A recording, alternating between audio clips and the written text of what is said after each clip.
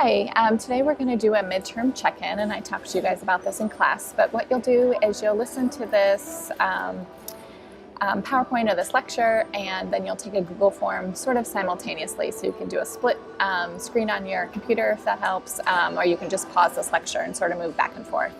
There are 13 questions on this midterm review, and really this is just a check-in. So in most cases they're not right or wrong answers, but really just I'm curious about where you've come in terms of your conceptions on gender and education and where we still need to go. Again, this is in place of physical class on March 23rd, but will serve as also an assignment for you as well. So thinking back to day one, when we first discussed what came to mind when we heard the word gender, and of course how this has changed over the semester, I'm really curious about those changing conceptions. So what is your conception now of gender, and how and if that has changed at all? Maybe it was based on some of the discussions we've had, maybe it's based on some of the readings or experiences living in a foreign country. Can often alter your opinion on some of these constructs. And then I'm curious about what questions you still have about gender. Really, this will help guide the future classes. We've also discussed some of the differences between viewing gender and sexuality from a binary viewpoint and also from a fluid viewpoint. And so I'm curious about your conceptions between those two items. To do this, you'll answer question 3 in the Google form, but you could also talk a bit about maybe intersectionality as well. So maybe there are other components such as race, ethnicity, socioeconomic status, personal experience that might influence the way you view gender or sexuality in this way.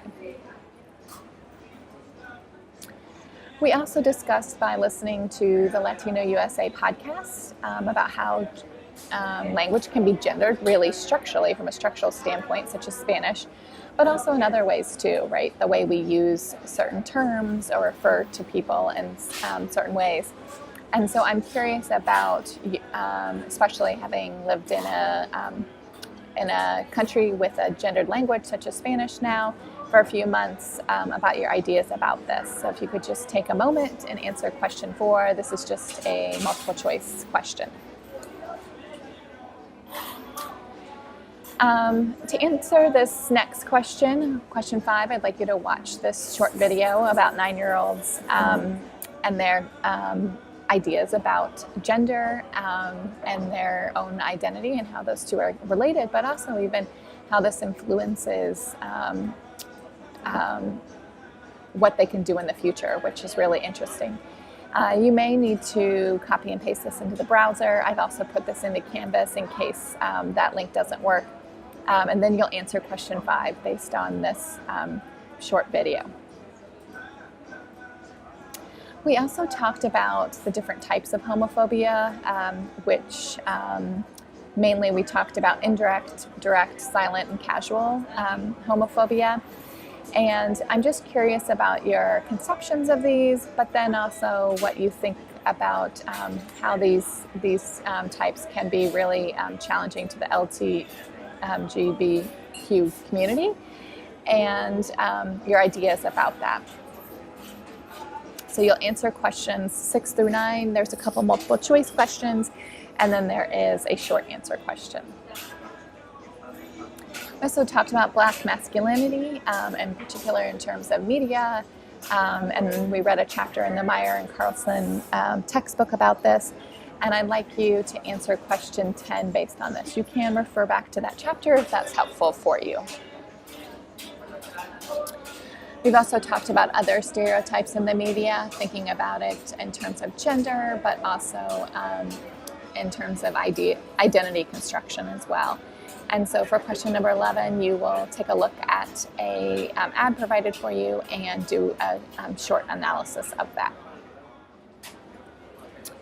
We've spent a great deal of time talking about heteronormativity in schools, particularly how the curricula can influence this heteronormativity, how it's socially constructed by the way we talk to kids, by the way we ask them from a very young age to identify as girls or boys, lining up, separating them, right? And that way it's very pervasive in schools, which can lead to discrimination if you don't identify as heterosexual.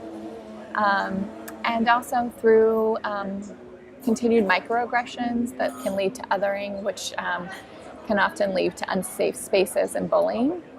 And so based on this, I'd like you to answer question 12.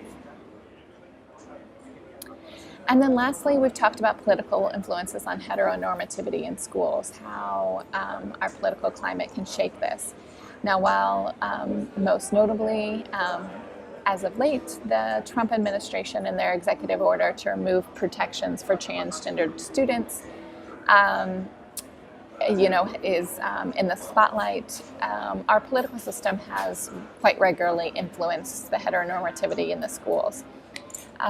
It has attempted to protect our schools through Title IX, which I know tends to make people think of sports teams and access for girls or boys to play sports, but it really is supposed to go way beyond this in terms of discrimination. So I'd like you to take a moment and answer question number 13. And this will be the last question that you will answer for the Google form, so make sure you click submit on this. And also submit in Canvas, just type in the text box that you have finished. That way I know and I can give you credit for this. I hope you have a nice weekend, and please let me know if you have any questions.